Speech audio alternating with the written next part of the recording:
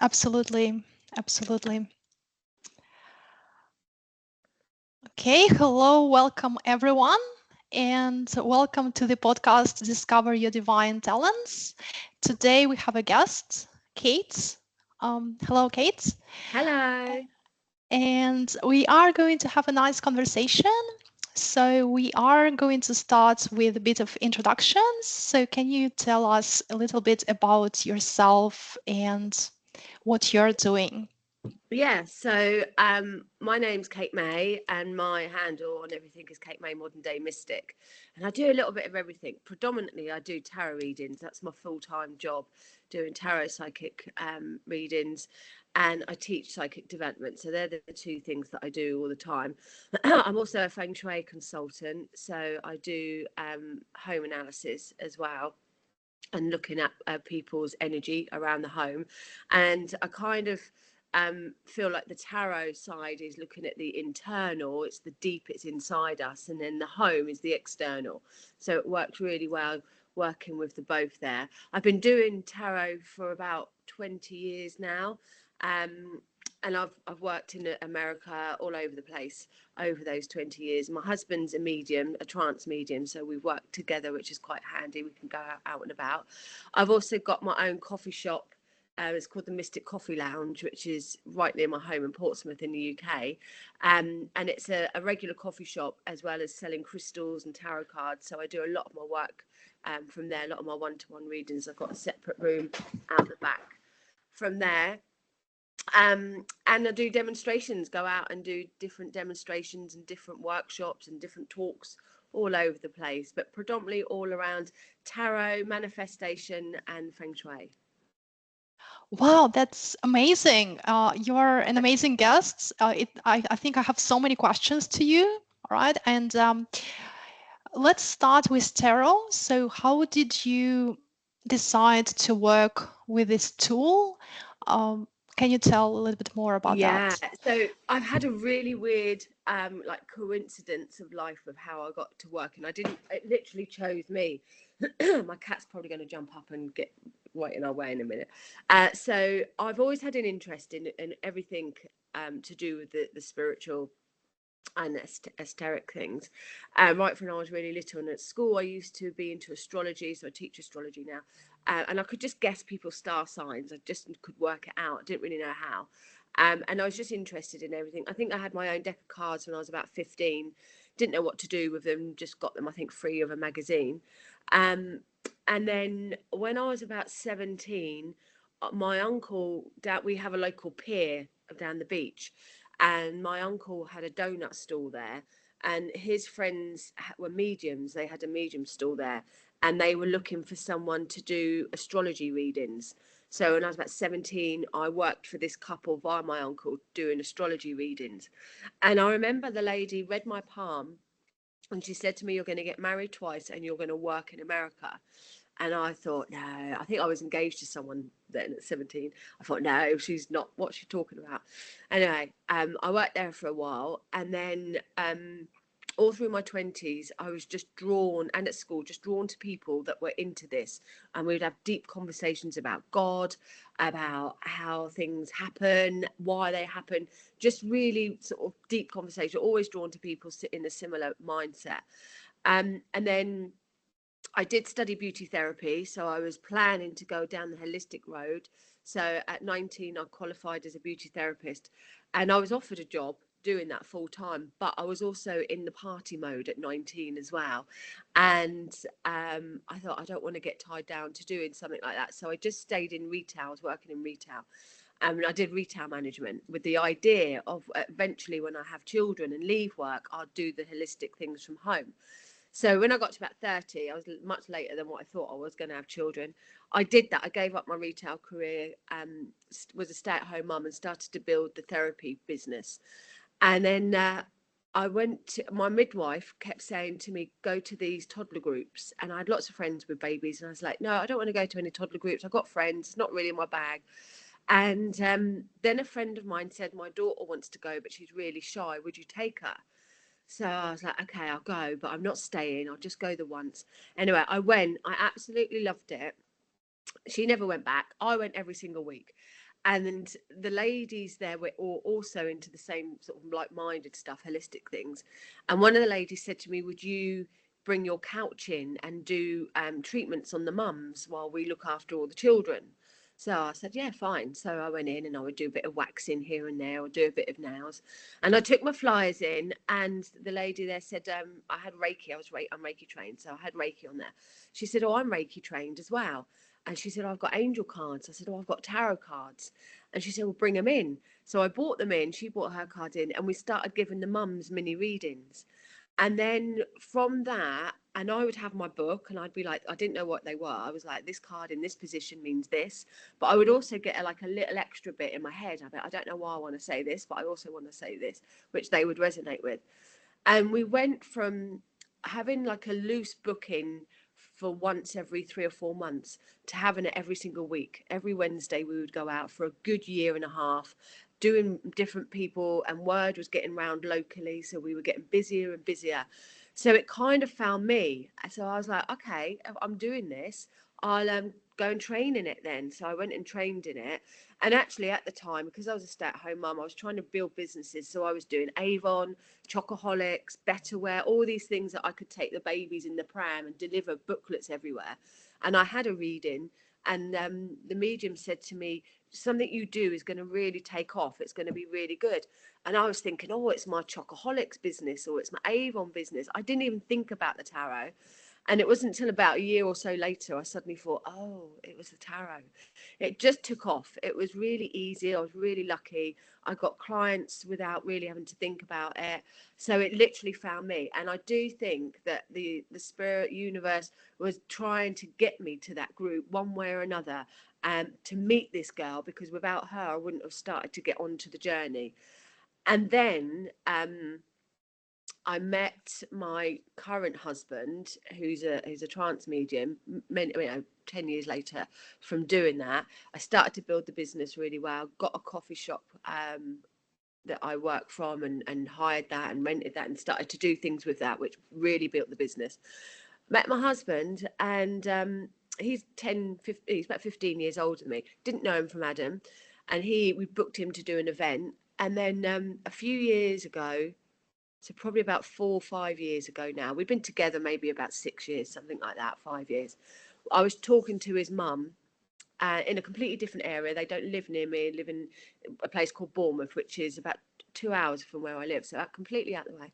And she started to describe this booth of where she used to work as a medium. And as she was describing it, I was thinking, that sounds familiar. And she said, oh, our friend Ron got us this little girl to do astrology.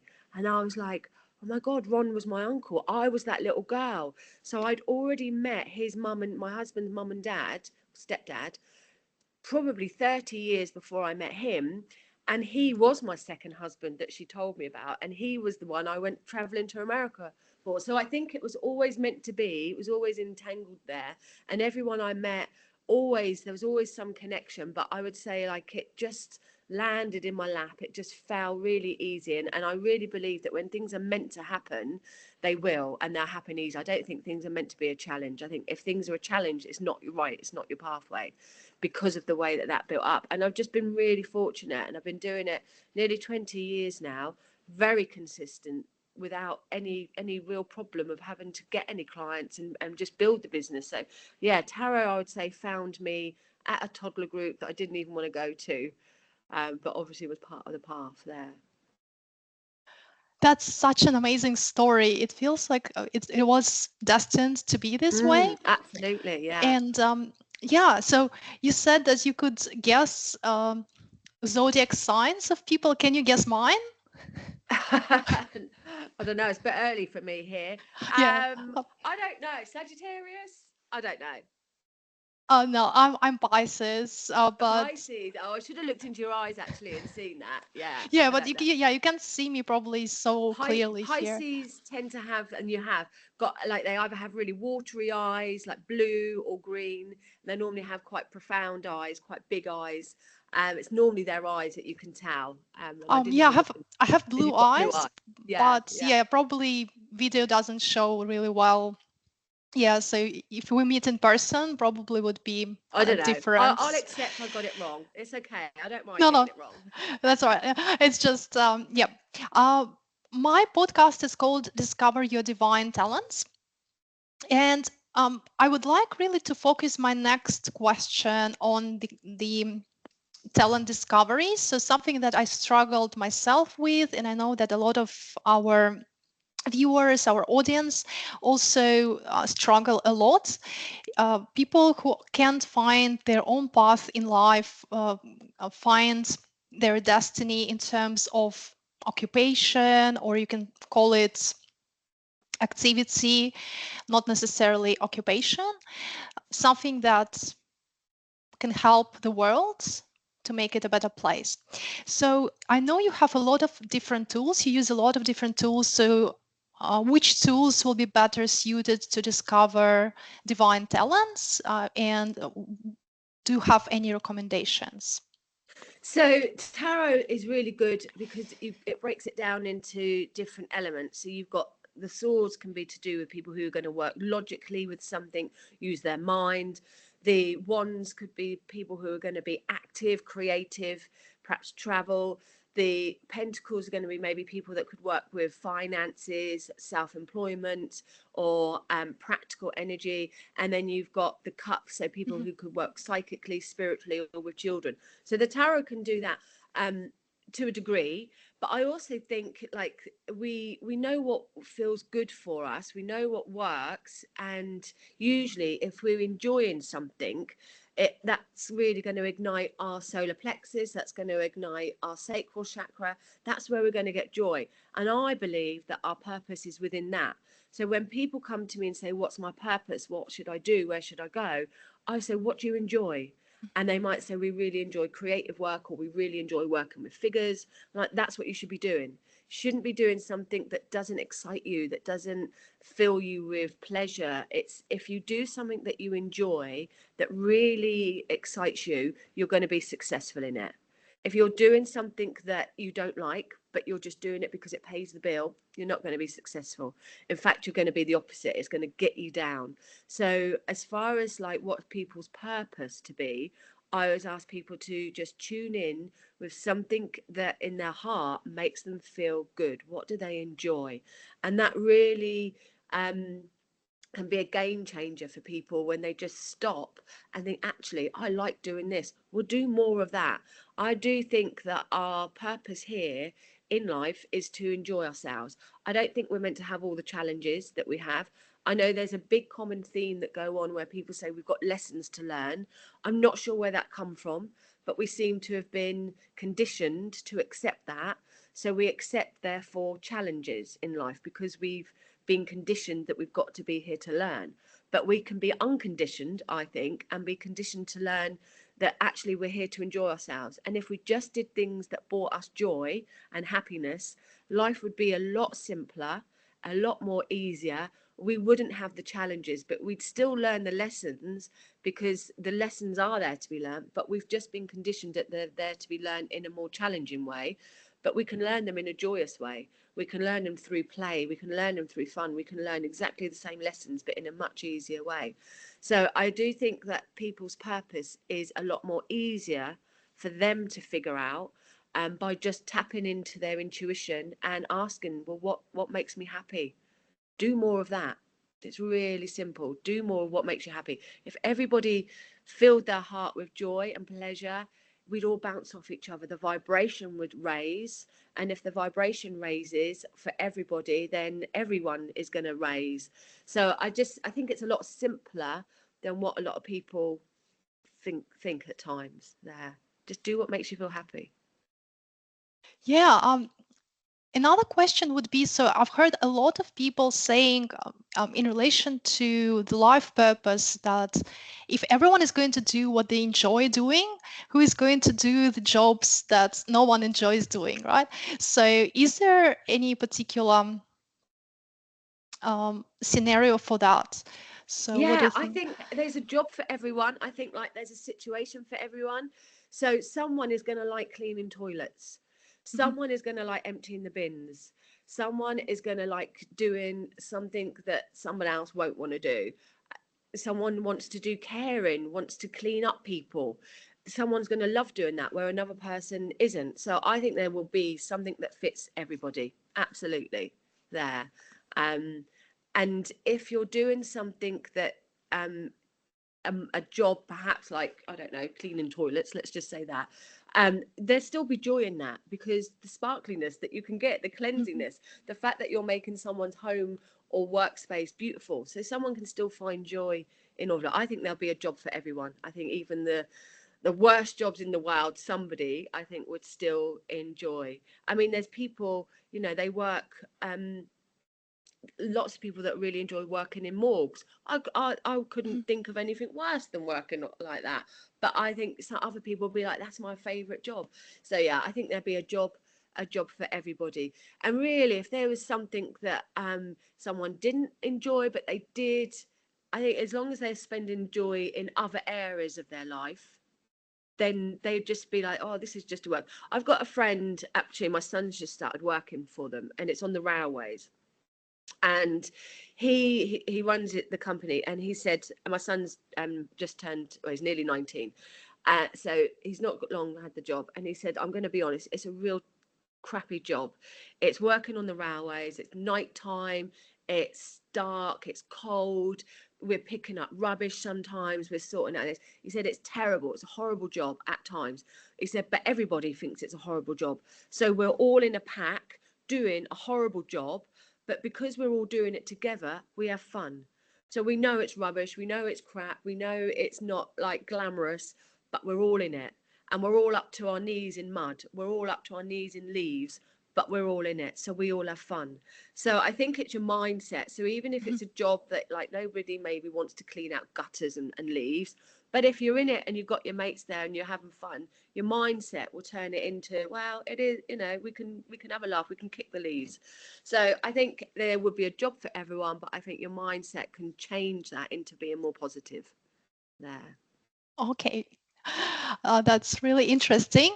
And I just wanted to follow up on your story about meeting a medium, and the medium told you that you would be married twice, and it was true. And I wanted to ask you, so do we have most of our life being predestined in this way? So we are predestined to marry certain number of times, our jobs, careers are predestined, or how do you feel about this? What parts of our life Good are question. predetermined? Are what parts? Where do we have the freedom to choose our lives? Yeah, good question. So there's a mixture in that. I do think certain things are set. I think certain things are there, and either somebody reading a palm, or when I'm working, I can psychically see people's futures. And I think some of it is definitely going to pan out, but I do think we have free will as well. So there's a very fine line, and sometimes you can nail it, sometimes you're not sure of this could happen, or this is definite going to happen. Sometimes I feel when I know it, this is definitely going to happen. And some people will say to me, I'm not going to get married again, or I'm not going to move house again. And I'll know, and I'll be like, you definitely are. And then another time I'll be like, do you know what? I'm not sure. I think you've got an option around it. So there is a fine line, and we do have free will. I was told forever I was going to, lots and lots of mediums said to me, you're going to have 3 children and you're going to have a girl. And so many people told me that. I only have had 2 children, and I had 2 boys. I've never had a girl. So I think that they will, because so many people said it, they could have all got it wrong. There is that option. But I think the energy was there. If I chose to have another child, it could have been a girl, but I chose not to. I chose to um, stick to what I know, 2 boys. So I think that's where the free will comes in. Mhm. So I think we have to be really careful when we're doing predictions. And if I'm, like I say, if I'm dead set, I'll say to somebody that I'm dead set about this. So I know you're saying no to me, but watch this space. But another time I'll say to them, look, you've got free will. I'm picking up the energy that this is possible for you, but what you do with it is up to you. And I do quite a lot of year predictions. So I do the 12-month predictions, particularly this time of the year. And quite often it's easy to pick up certain things that are going to be in the next few months, because with the energy is a lot closer. But if we go from now, so if I talk to people about what's going to go on in November and December, again, there could be things where I'm super definite, but then there might be other things I say, you're going to have this option. Somebody's going to come into your life, but you're going to choose whether you have that relationship or not. But I do think certain things are molded. I think I was always meant to do the tarot, without a doubt, because it's always been in my life and it was just so easy. And just the way that it got me, I mean, I wasn't going to go to that group. I was adamant, and all the midwives were saying, go, go, go. And I was like, no, no, no. And then it took another friend to come in and say to me, my daughter needs to go. Can you help her out for me to go? If that hadn't have happened, I wouldn't have gone. And I don't know what I would have ended up doing. So I think that the universe and the spirit do certainly push things in our way to try and get us on the right path. And again, I think when things are super challenging, I feel like some people will say, like, why is life always bad? Why do all these bad things happen? And I think you're not listening. You're on the wrong path. And the spirit world are making it, or the universe is making it more difficult for you, or you're making it more difficult for yourself because you're choosing not to change. If you just got off that job, if you change that job, it would be a lot easier. But the fact that you're staying there, it's almost like they put something in the way and you've got a chance to get off that bus straight away. But if you choose to stay for whatever reason, then it's just going to get more harder and more harder until eventually it's so bad that you have to get off the bus because it's got so bad. But you could have had it a lot easier for 4 stops earlier there. So I think we definitely have free will and choice, but I also think there's things that are certain set. And I think as far as like learning our lessons and destiny and free will, I think we have, say you've got 3 roads, and you've got, you're planned in this life to learn through grief, to learn through joy, or to experience jealousy, and to experience generosity, say. So we've got those things that we need to experience. We've come here to experience those things in life. But our free will chooses the way we want to go. So we could go down road A, road B, road C, and we'd still get to experience that because that's our destiny. But our free will choose how we experience it. So if I went down road A, I might experience it with different people in a different way. If I went through road B, I'd still have to experience those things, but in a different way. And that's where I think our free will comes into. So some of it is like, yes, it's set, but you choose how you navigate it, how you go about it. And we get to our destination of where we're meant to get, whether we go through road A, through B, through C, we're going to get there eventually, but we get to choose the pathways and how easy it can be or how challenging it can be there. I mean, lots of us were been stuck in a place for way too long, and then I'm a Taurus, I hate change.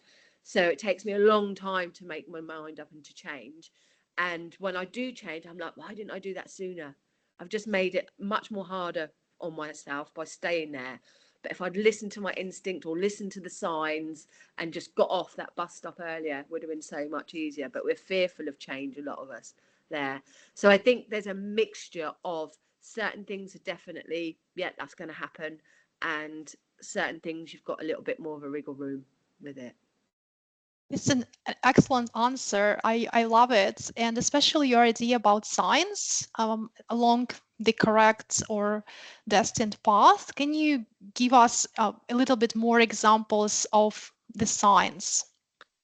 So signs could be, very subtle in like angel numbers that could pop up on your phone, or anywhere really nowadays. It could be you could be thinking about a job or thinking about a partner that you might want to get with or leave, and you might see the name on a number plate of somebody that's passed. It could be a feather, different feathers have different colors that resonate. It could be birds, it could be any of those subtle signs there, but there could be just bigger signs where it's just a challenge, where it's not working. I've had ideas for work. I've got Capricorn rising as well, so I'm a bit of a workaholic, and I've had lots and lots of ideas where I've pursued it even though it's been a struggle, but my stubbornness is like, no, I want this to work, I'm going to keep going. And it's hard, the contacts aren't there, it's hard to get it off the ground, it keeps blocking on perhaps a computer, keep losing things. But because I've been stubborn, I've carried on. Whereas actually, if I'd have said to myself, oh, maybe there's a reason why this I'm not making the contacts, or why it keeps crashing. Maybe it's not meant to be.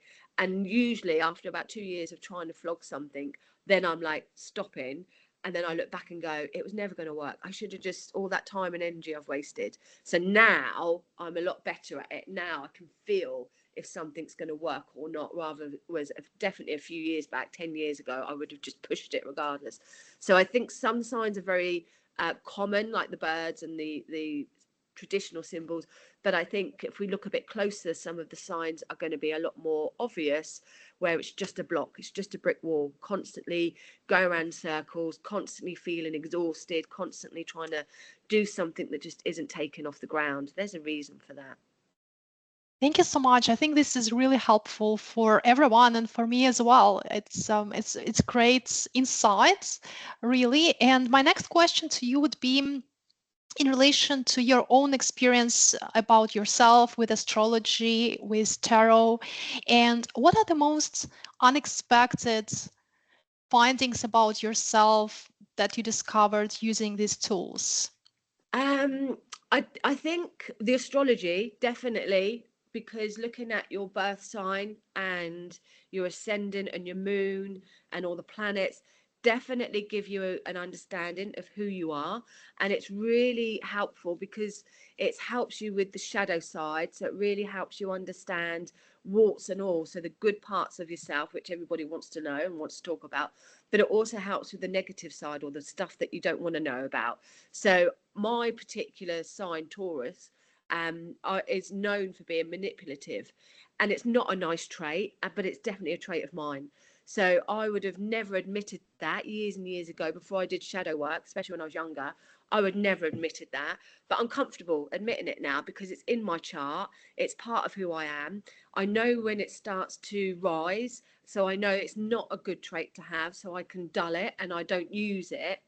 It's very hard when it is quite natural, but it is part of me. So understanding your astrology chart, I think it's really important in understanding who you are, and not battling against yourself, not trying to fight that you don't want to be that person, so you're going to fight against that. And I honestly think if children had their astrology charts, and nowadays they do human design, now that's quite popular at the moment. I honestly think if children had their astrology chart done, there would be less mental health problems, there would be less confusion with who they are and what they are, because it's there, it's science, it's all in a nutshell: who they are, what they are, all their aspects of personality, what's going to work for them, what's going to aggravate them, what's going to upset them, what's going to bring them pleasure. It's all there in their astrology chart. So I really think that the younger people, if they could learn that about themselves, it would stop all those horrible teenage years and early 20s where you're trying to battle yourself and find yourself. But learning that really was a game changer for me in understanding and accepting myself.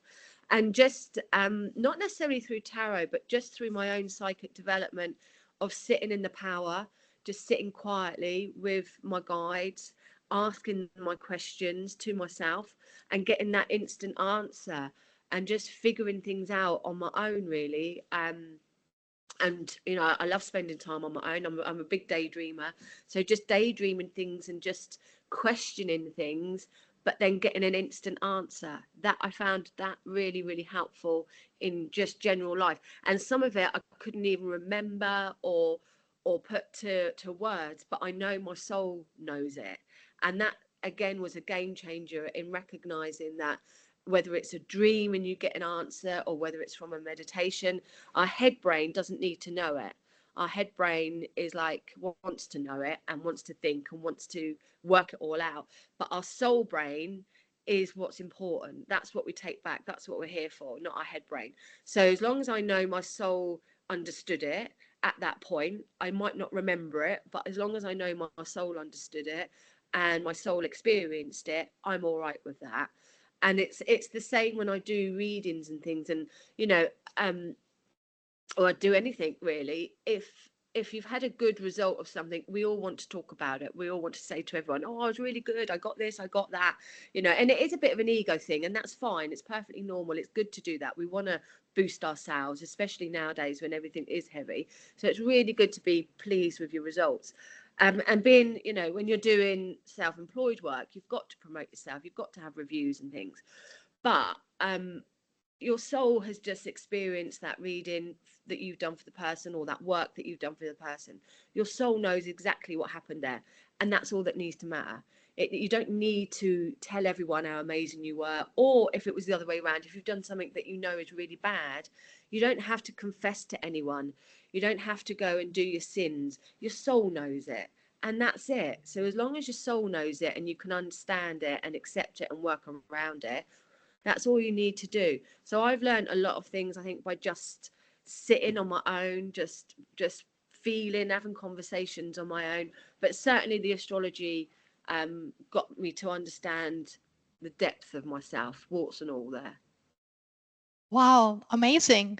Um, my next question would be in relation to your experience with clients. So my question would be the following.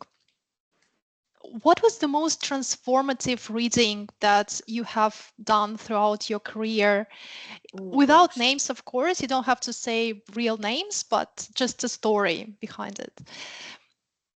Oh, I don't know off the top of my head. There's so many. I'm going to share one that actually is personal to me, because I can remember all the details for that because it was personal. It is lovely when I get messages of people saying, you said this has come true. There's lots and lots of pregnancy ones where I've said it to people, and they've said no, and then they've come back, and house moves, lots of that.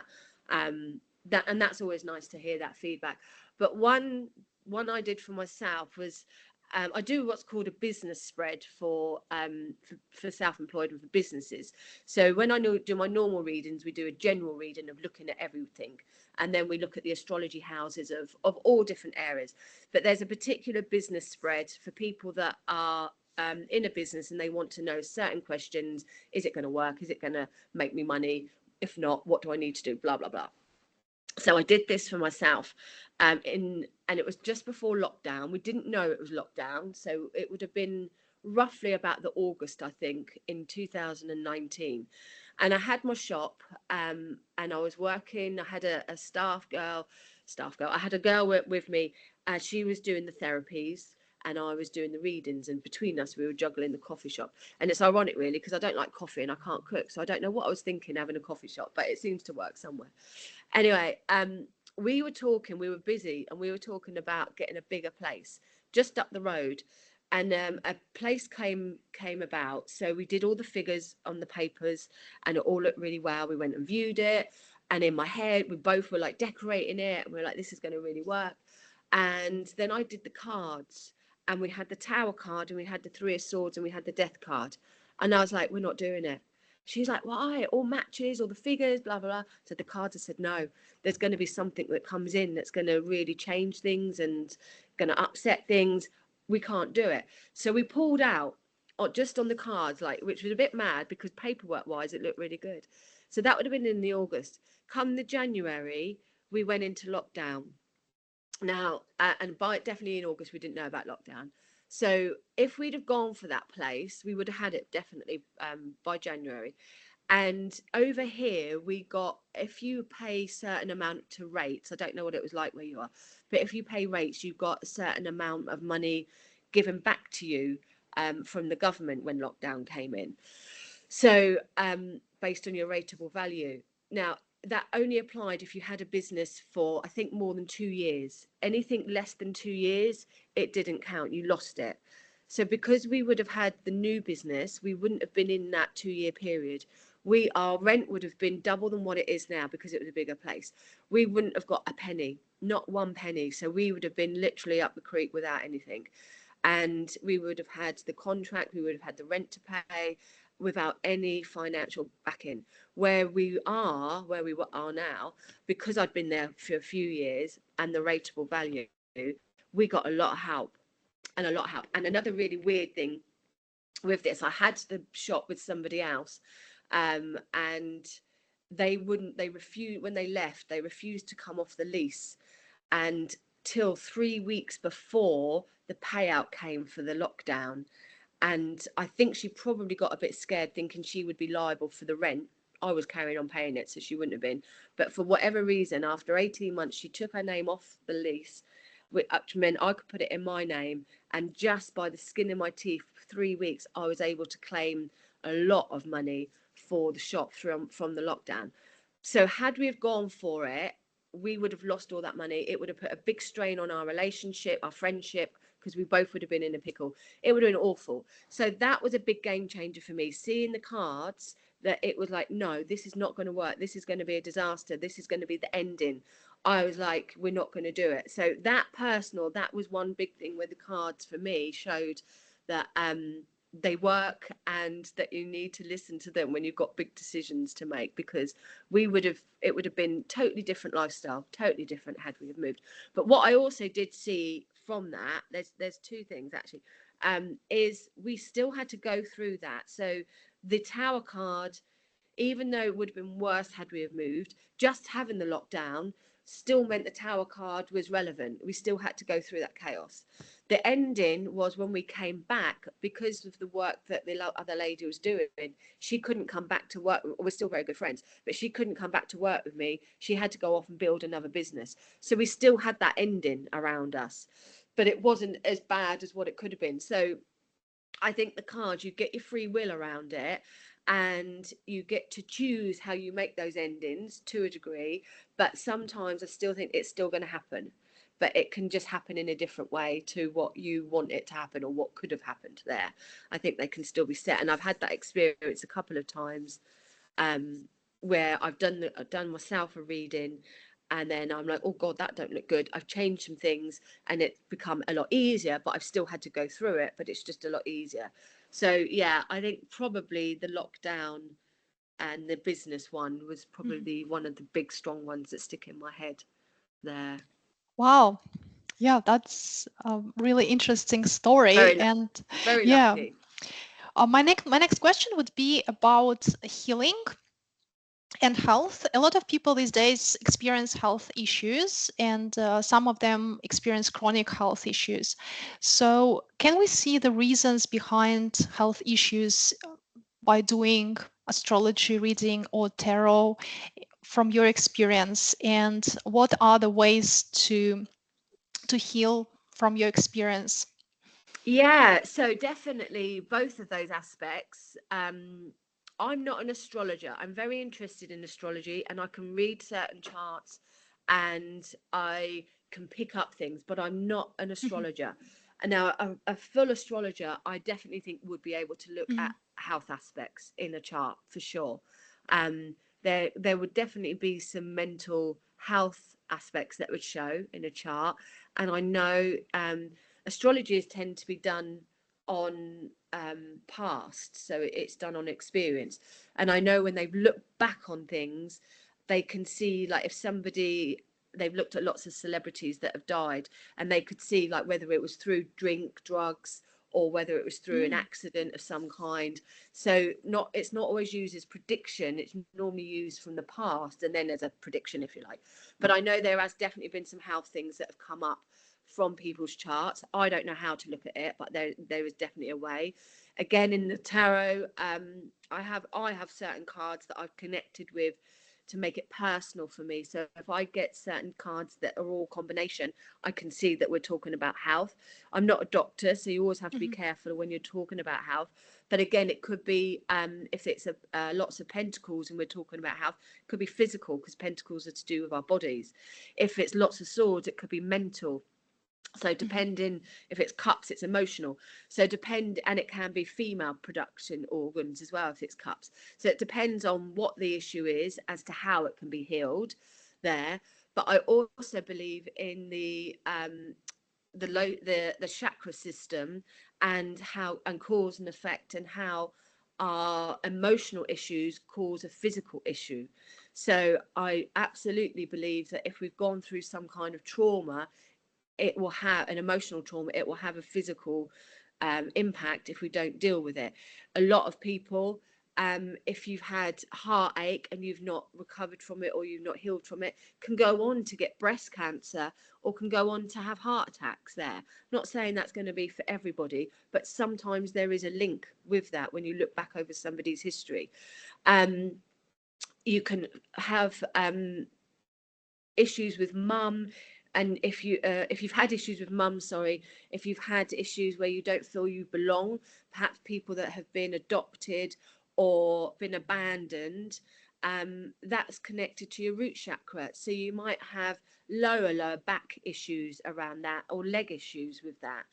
Dad and relationships are connected to the solar plexus and sacral, so, or the sacral more. So you could have financial impact. You might have fertility problems if you've got issues with dad, or if you've had issues with male figures there. So absolutely, I think that emotional conditions can affect physically, and the healing of that, there can be lots of different ways of healing. So you can have, counseling and healing. You can have Reiki healing, but I think sometimes there are things that you can do. There's certain mantras. There's a particular course that I used to do. I don't do so much. Well, I don't do it now. I'm too busy. Called the Lotus Chakra course, and we would go into every single chakra, and we would work on where the healing is, and see through colors, meditation, whether it's in balance, out of balance. You can also use pendulums, so you can get a pendulum and go over somebody's body or over your body if you draw an image, and you can just sort of ask in balance, out of balance, and it will go one way if it's in balance, or the other way if it's out of balance, or it might stay really still if it's balanced. And then you can send that area healing via the pendulum or via the body, and then when you go back to do it again, it will be different. But if it's really core stuff, then I think they can do some personal work, and they might have to do some mantras, they might have to do meditations, and things to go deeper and work on there. And I did basic counselling, but I'm not a counsellor, so some of it, the therapy, there's a lot of woo stuff which works really well, but I think some of it they really need to go and get a proper counsellor or a deep therapist if it's really wound. So it's going to be different for everything, but superficially I think you can definitely get certain levels and layers with the cards and astrology. But if it's core deeper stuff, I would advise people to go and see a therapist or a counsellor there. But there are things that they can do themselves. It's all about recognizing, I think, recognizing the core. Where's it come from? And keep asking yourself, where did that stem from? Where did that stem from? And keep going back and back and back. And then at some point you'll be like, oh, that's where it stems from. And it might be something little, but over the years it's grown and it's triggered. But the cards can definitely pinpoint whether it is a mental, emotional, or physical area. Okay. Quite All a big right. subject there. Yeah, it's a huge subject, and obviously a lot of questions from the audience. Okay, so in terms of my next question, it would be in relation to, do you think only some people can become tarot readers? Do we need to have specific traits, personality traits, to become tarot readers? Do you think we are predestined in a way to become tarot readers, or anyone can learn this useful skill? I think anyone can learn it. If you believe in it, if you love it, if you enjoy it, I think anyone can learn the tarot. I wasn't born as a natural psychic, I don't think. When I listen to people's stories of like them seeing ghosts when they were children, or seeing spirit when they were children, having this experience, having that, I had none of that at all. When I first started to sit in circle, everybody would say about all these meditations that they did, all these wonderful colours, these wonderful journeys, and I'd be like, I didn't get anything. It took me a long time to meditate, and I just didn't have all these amazing stories that other people had. I had tiny little bits. My main focus was that it was a big interest. That's all it really was a big interest, and because it was an interest, I wanted to learn it. I probably have always been a bit psychic naturally, because I could pick things up without really realizing it. But again, I think everybody's got that. If they're sensitive, I think everyone's got an intuition that sometimes if a depression or stresses can just block that.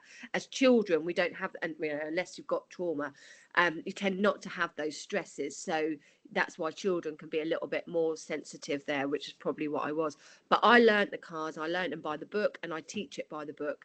And I've written books on it. So even though some people say, throw the books away, just learn with your intuition, that might work for some, brilliant. But for me, I find that working from getting the foundation right, then you can layer it with all your other stuff. So if there's by understanding what every single card means and all the symbols mean and all the numerology means and what the colors mean on a foundation, strong foundation, where it is from the book or from courses, that's going to set you up. And then if you have a day where you're just not connecting to somebody, the card, if you know the card inside out, that psychic connection won't matter so much because you know what the card means there. The psychic connection and then the layering it with your intuition is the layer. So that comes next. So that's like where it becomes a lot more personal. It's not just a general reading, but you can home it into something. So that's the sort of thing you build up over time.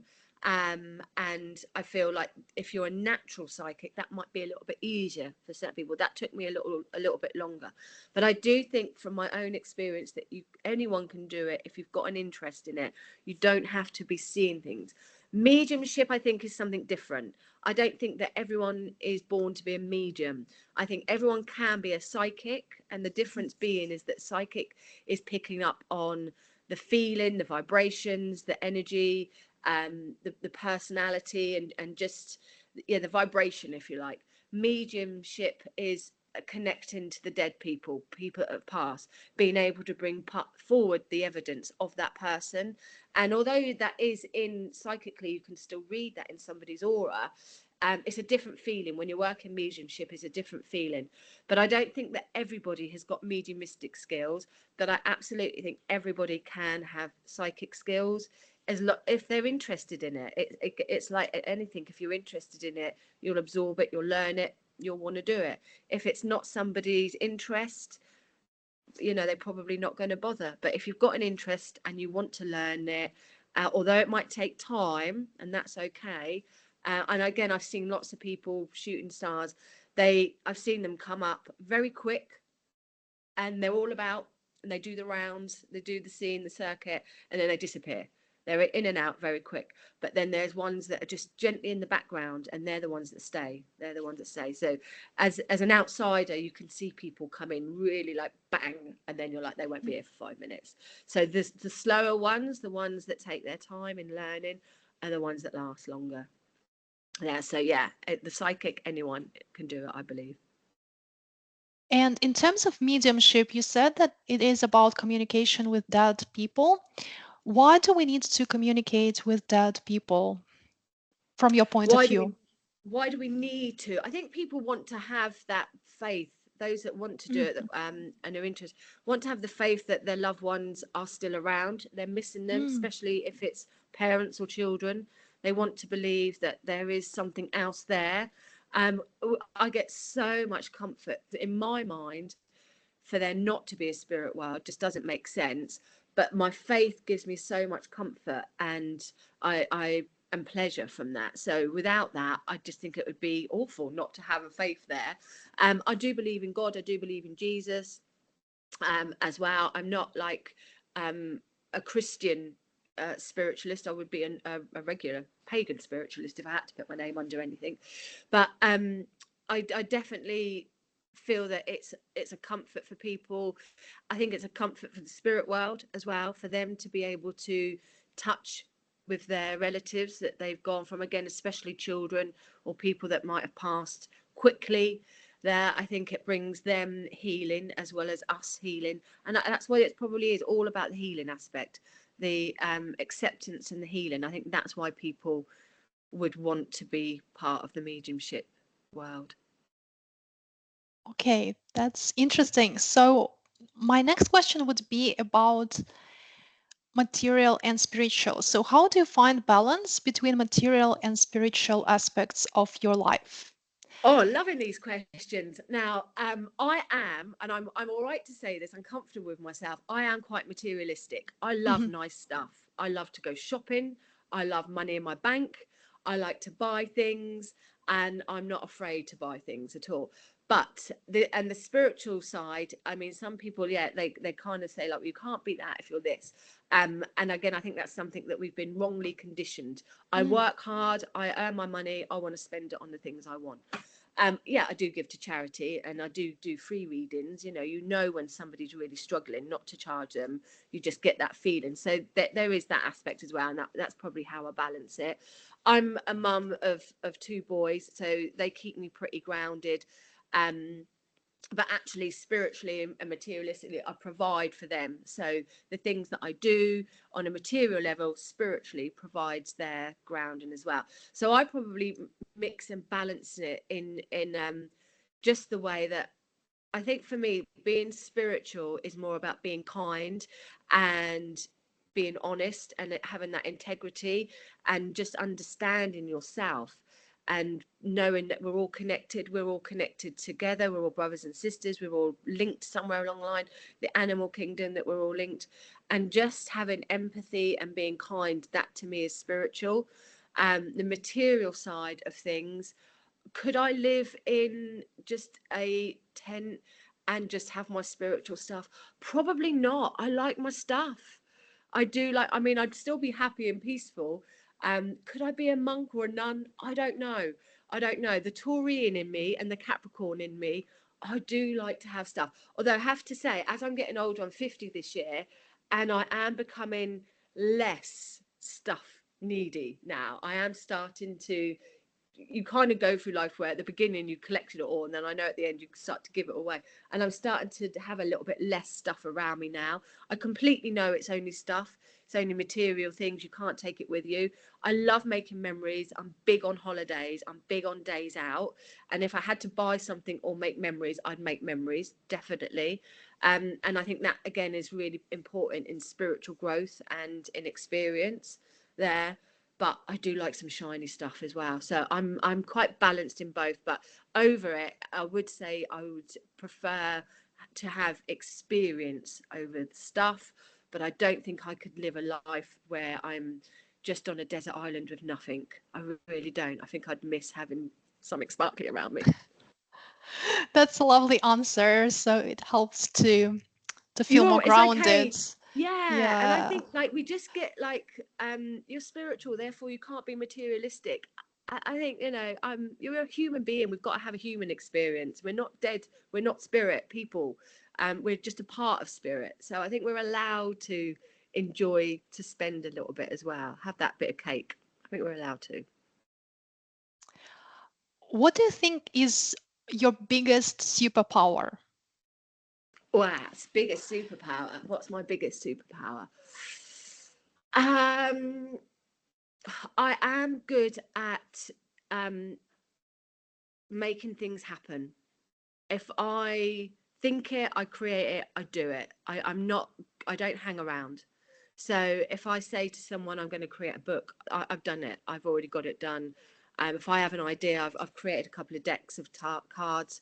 Um, yeah, so I'm probably, and if I had to say to my husband, what would that be? It would probably be business and anything to do with, I get things done. Yeah. I don't hang around, so I make things happen. That's a good superpower. This is excellent skill. Absolutely excellent. Um, my next question would be about three of your most favorite spiritual books that you can recommend to our audience.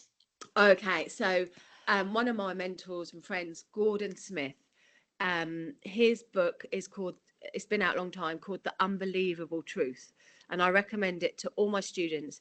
It's very grounding, it's very easy to read, it cuts the rubbish that Hollywood have brought in and dramatic people have brought in about ghosts and this and that, negative spirits, all that rubbish. It's a very good grounding and a good foundation book. So here's one, The Unbelievable Truth, definitely. Um, I absolutely loved um, Many Lives, Many Masters. I think there's probably going to be more than three. And there's two other books, and they're very similar. One was oh gosh, Afterlife of Billy Fingers. Brilliant book. And it wasn't a spin-off, it was different, but it was a similar theme, was Saved by the Light. Saved by the Light. Both of them are based on true stories. Afterlife of Billy Fingers and Saved by the Light. But as far as knowledge, goes. Really, Gordon's one. Anything by Mavis Patilla. Absolutely, she again was one of my mentors on YouTube. Would highly recommend Gordon and Mavis. And that Many Lives, Many Masters was quite an interesting book. I'm not really into past lives, but it definitely made me think about something there. Excellent. And you published your own book, is it correct? Yes, so I self-published. I'm due to write one for a proposed publisher this year, but I self-published. So I've got there's one called Manifesting with Tarot and Tools. They're on Amazon or on my website. Manifesting with Tarot and Tools, and basically it's how to use tarot. It started off as how to use tarot for manifesting, not just predictions, but putting certain cards on your altars, and creating the energy that you want to bring about, so making it happen. And then as I was writing the book, I thought actually you can also do this with crystals. So there's chapter on crystals and manifestation. And then I thought you can do this with color, and then feng shui, aspects of the home. You can put certain cards in certain positions or certain things. If you want extra money, do this, do that. So the whole book ended up being a whole book of different things, angels that you can call upon for different manifesting. So manifesting with tarot and tools is one, and the other is the tarot diary. And that was so it's a regular diary. I've done it last year, done it this year. I should do it again for next year. But it's also got different tarot spreads for different parts of the year. So you're in the summer, we're in winter, so it will have both for those. It's got all the sabbats, all the pagan sabbats, so Imbolc, Beltane, Samhain. It has all tarot spreads for that and information. But it also has daily tarot cards. I don't know if people have probably been aware of the Moonology book that's out, Yasmin Boland, and it connects to where the moon is for every single day of the year. Well, the tarot diary is the tarot cards also connect to a day. They all have their own day of the year, usually about 3 days it lasts. So throughout the diary, I've researched what days the tarot cards match. So it has those days and how you can use those days according to the tarot cards. So I don't have one on me, but it might be, for example, today could be the Three of Cups. So it'd be all about celebrating. So it'd have a little bit like today's energy is about celebrating, spending time with friends. And then it has a little mystic message, a bit of guidance from myself. And then I think it has how to manifest with that card, how to use it in manifestation. So as well as some different tips. So that's the tarot diary. And my two decks, one of the decks is here. It's a combination of tarot and astrology. So there's quite a lot of tarot out there where it has the major card with astrology. So you've got the Empress with Venus. And I created these originally for my students. So it's got like a keywords at the top for tarot and then underneath for the astrology. But there's no deck out there where it has the astrology for the minor. So again, I researched it. So this is the Four of Cups and it's the moon in Cancer. So it gives it a different spin. So if you know the tarot, you know what the Four of Cups is going to mean. Or if you're learning, it gives you a brief description. But also underneath, it tells you what the moon in Cancer means for that particular card. And it comes with a booklet with all the information on as well. So I love these cards. They've been really popular. And my other deck, which I don't have to hand, which are just a fun deck, they're called Mystic Message. And I think there's about 35 cards within that. They're all broken down to different categories. So you've got career, you've got love, you've got work, health, and general and spiritual. So you can pick a card for any of those areas. And it's a quirky image. It's myself in a different pose in a cartoon image. That's quite funny. And it's very blunt and direct because I'm quite blunt and direct when I do my work. So it might be like, no, not today, where you did ask. It might be like, if it's a relationship question, it might be like, don't go and buy a hat just yet. Or it could be like, yeah, I really feel this is a good one. Go and get the hat. So they're just fun. That's a fun deck of fun things there. I was going to create a manifestation deck this year, but it's so hard creating decks, getting them published. I thought, I can't be bothered. I'm not doing it. I'm having a year off. And then another publisher has contacted me to do an astrology, tarot, feng shui book. So I shall work on that later on in the year. there. But it's the year of the snake this year, so it was a bit about slowing down. And normally I'm like, I'm if I literally have an idea, I create it. But this year I was like, I'm just slowing everything down. Let me finish a few things first. There, so yeah, that's Wow, my this book. impressive. You've got so much creativity and so much inspiration for all this work. So, how did you got inspired in the first place I for know, I've these just got a projects? strong drive. I've got Aries moon, and that's a big drive. I've just got a strong drive. I've just got something inbuilt in me that makes me want to do things, makes me want to create things. And sometimes it's worked really, really well. Other times, like I said, there's been ideas where it's not meant to be. I've just got the idea. It's either been too early, not the right timing, and it's not worked. And I'm now at the stage where I recognise an idea, whether it's now or whether it's going to come later. But I am slowing down a lot. This year, I've definitely put my foot on the brakes and just I'm not being as creative. So I'm just slowing my mind down. I've probably got a little bit of ADHD, to be fair. I probably have got a little bit of that. I can't sit still. I can't not do anything. I can watch a movie if it's a really good movie, but I've usually got my laptop. I'm usually typing at the same time. I can't, even meditation took me so long to be able to do that. But I've just got an active brain. But I found maybe about a year ago, I used to write lists, and I found that lists were amazing for, well, ever since my early 20s. And then about a year ago, I recognized and realized the lists never end. There's always something you add to it. And then the pressure of getting that list done. So this voice in my head just said last year, get rid of the list, action it instead.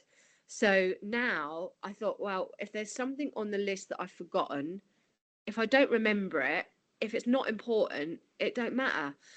But if there's something that I need to action, I just do it straight away. So if I've got to make a call, if I've got to send an email, if I've got a reply, I just do it. Instead of writing a list saying, email that person or write this or post this, I just do it straight away. And that has been a game changer for me. It's made me be in the present instead of thinking all about the future. It's slowed my mind down because I'm not constantly adding to the list. I'm only coping with what I can do, but I just get more done. I feel like the list was just ever being a list, and now I action things. So yeah, I don't know. I did the human design thing, and I think I was something to do with a manifester, generator manifester, I think. So yeah, it's just inbuilt in me. And my husband is the complete opposite. He's like, manana, do it tomorrow. And I'm like, let's do it now. And you know, anything. If I think about moving furniture, if I think about decorating, I've bought the paint. I'm on it. I'm moving the stuff. I don't just think I'll do it next week. I have to do it. I can't. So probably a little bit of ADHD helps, but I am pretty motivated. Yeah. If I Oh, enjoy it, if I love it, it just gets me going. I want to do it. yeah. Okay, so I think I will give you a last question because I'm aware of time, so I don't want to have too long podcast. So my last question would be in relation to your book projects and card projects, and how did you work with the publishers? Did you use any publishers, and your attitude towards rejections? Did you receive any rejections from publishers? Yeah. And Lots. yeah, Lots of rejections. Well, not rejections, just like ghosting. Like they hmm, just don't even reply.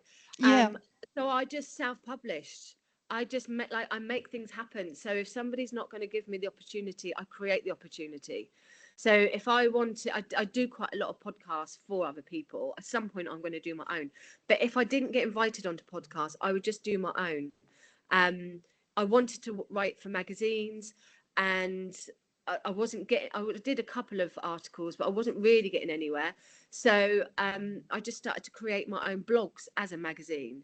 And then a friend of mine, I suggested, she's a well-known medium, TJ Higgs. I suggested to her about a magazine. She'd already thought about it, and now I am a columnist for her magazine. So if something doesn't work for me or I get rejected, I just make it happen myself. So in the end, I self-published. So I made my books happen.